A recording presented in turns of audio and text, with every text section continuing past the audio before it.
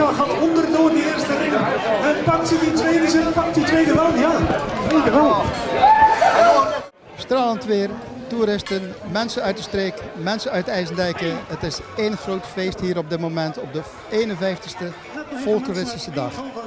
Paarden draven door het dorp, de grond trilt. Fantastisch. Dit is Omroep Zeeuws-Vlaanderen. Mijn naam is Frans Brouwers.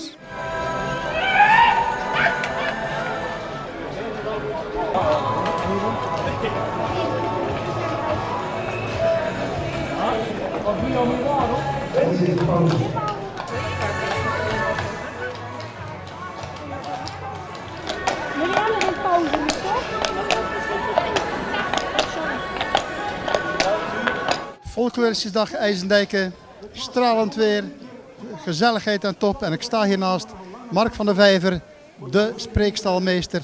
Mark, een dag als dit, dat moet voldoening geven. Fantastisch, dat is echt geweldig.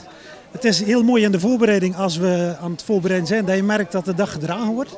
Dat vrijwilligers er zijn, het bestuur, dat we al de sponsors weer vragen en de deelnemers, dat het leeft. En op de dag, als het dan bezig is, om dan te merken dat het een fantastische, plezierige dag is. Een mooie dag voor iedereen. Ja, inderdaad. Heel fijn om mee te maken. Centraal staat traditioneel het trekpaard. Dat zijn gasten die speciaal van de overkant komen.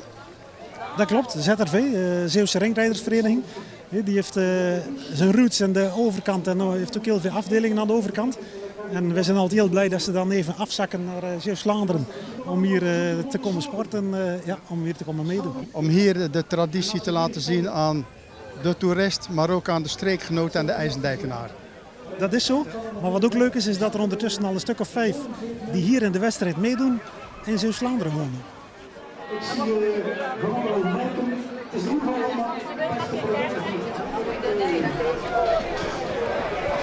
De 20 mm, 2 maal.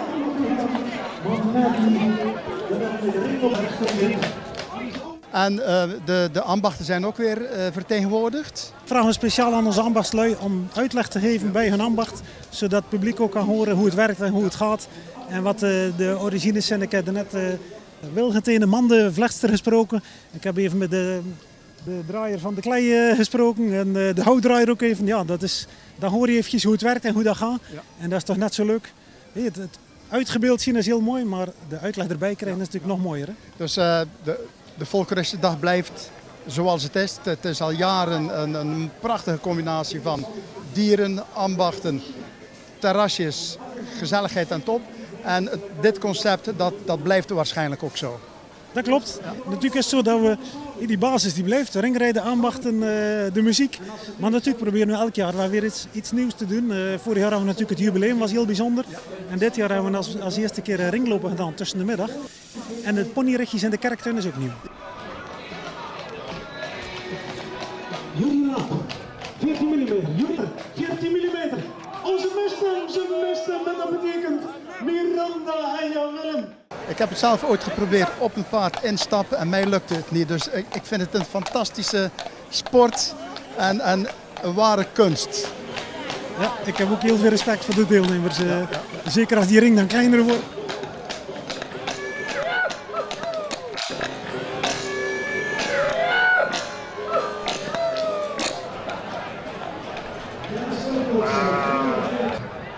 Chase, een typische Walcherse sport, maar niet zo Walchers dat er niet 1, 2, 3, 4, 5 en eentje is er niet 6 Zeeuws-Vlamingen meerijden. Walcherse sport, Zeeuws-Vlaamse paardenliefhebbers, hoe komt dat zo? Ja, ik kom van de overkant eigenlijk, dus dan... Voor jou, voor mij was het makkelijker, ja. Voor jou was de kwestie van ik ben verhuisd, maar ik blijf daar. Maar jij niet, jij komt van Aardenburg. Ja, ik kom van Aardenburg. Ik zag ze hier bezig en ik dacht, dat wil ik ook. Dus ik heb informatie gevraagd en ik ben in een vereniging gekomen. Ik zat altijd bij de ringrijdersvereniging in Westkapelle en ik kom ook van Westkapelle. Je komt oorspronkelijk van Westkapelle, maar je hebt het mooie Westkapelle voor West-Vlaanderen verruild. Maar het ringrijden bleef rijden. Wat is er nou zo leuk aan ringrijden? Deze keer zit je op de koets, je hebt ook wel eens op het paard gezeten. Ja, de sport, de mensen, het samen zijn, allemaal dezelfde passie en dezelfde hobby delen. De liefde voor dezelfde paarden, een dagje mee weg zijn. Ja. En vooral dat dagje weg zijn, Carlo, dat doet het hem goed. En jij bent een menner. Ik heb jou nog niet op een paard zien zitten. Mennen is jouw passie? Mennen is mijn passie, zeker. Je zal mij niet op een paard vinden. Ik ben begonnen als menner. En ik zeg ook altijd tegen die meiden van ik ben menner en ik blijf menner. Dus ik ga er niet op. En straks dan gaan jullie weer bezig. Ik zag jou net uit een pollepel drinken. Hoe zit dat? Daar schrok ik zelf ook even van. Nee hoor, ik heb het er wel warm van in ieder geval. We hebben net gekampt om een pollepel. Dus dan ga je van een 38 mm ring steeds kleiner. Wij hebben hem verloren, maar degene die hem gewonnen heeft iedereen een slokje liqueur uitgedeeld. De winnaar die krijgt een heerlijk sterk drankje. En de verliezer die moet iedereen uit een pollepel te drinken geven. Nee, in principe de winnaar die deelt zijn prijs dan met de rest van de groep. Wat zing je dan? 100 jaar we deze, zullen ze niet meer leven. En is dat verantwoord? Eerst een pollepel leeg drinken en dan mensen in de lucht gooien. Ja hoor. Ja hoor. Volledig verantwoord. Vangen we in ieder geval goed op. We vangen ze in ieder geval goed op. Een nieuwe activiteit op de Folkloristische Dag te IJsendijken, georganiseerd door Stal de Bleshof, ponyrijden. Ondertussen wordt hier al een paar uur pony gereden en het animo is enorm groot.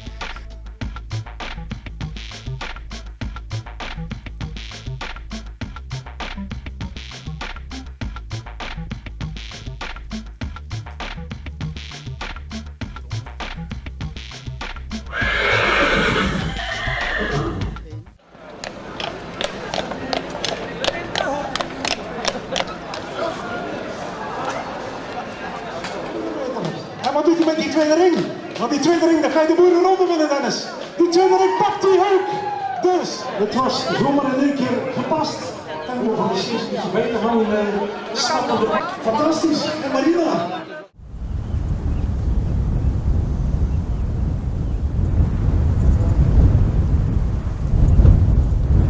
Tijdens de Folkloristische Dag in IJsdijken mag een bezoek aan de molen De Witte Juffer niet ontbreken. Ik sta hier tussen de molenaars Tom en Erik. En Erik, het bezoek, hoe ging het vandaag? Leuke aanloop gehad, leuke rondleidingen kunnen doen, leuke bezoekers allemaal. Ja. Leuke bezoekers. En de bezoekers willen natuurlijk allemaal weten hoe een ouderwetse, traditionele molen werkt. Tom, wat malen jullie? We malen speld, een oud Hollandse ras. Speltmeel, een oud Hollandse ras. Het spelt is een soort tarwe. Tarwe, ja. Tarwe, ja, sorry. Het is een ouderwetse tarwe. Ik meen ook dat jullie tarwemeel maken, Erik? Ja, we hebben tarwe uit Kamperland. Tarwe uit Kamperland. Dus iedereen die hier komt kan een rondleiding krijgen door de molen. Ja. Want jullie vinden het prachtig om mensen te ontvangen en ook iets te vertellen over het werk als molenaar. Maar jullie verkopen ook speldmeel en tarwemeel. Ja. En behalve dat we hier malen, is er ook een museum met oude handgereedschappen op de Maalzolder gevestigd. Dit is Ton zijn verdienste, die heeft een hele mooie collectie. En daar worden de oude ambachten nog eens benadrukt. En in de invaart hebben we een klein tentoonstellingje. En dat noemen we van akker tot bakker. Er staat een ploeg, daar begint het mee. Een zaaimolentje, een dorsvlegel, een wandmolen en uiteindelijk een oven. Dus de korrel tot brood. Van korrel tot brood. Ton, een laatste vraag. Hij heeft een slag van de molenwiek. Hoe zit dat nou? Hoe zit dat nou? Ja, dat is, hoe moet je dat zeggen? Je kan er niet zonder. Je kan niet zonder een klap van de molenwiek. Dat betekent toch dat een beetje... Ja. Hoe zit het, Erik? Een vijsje los.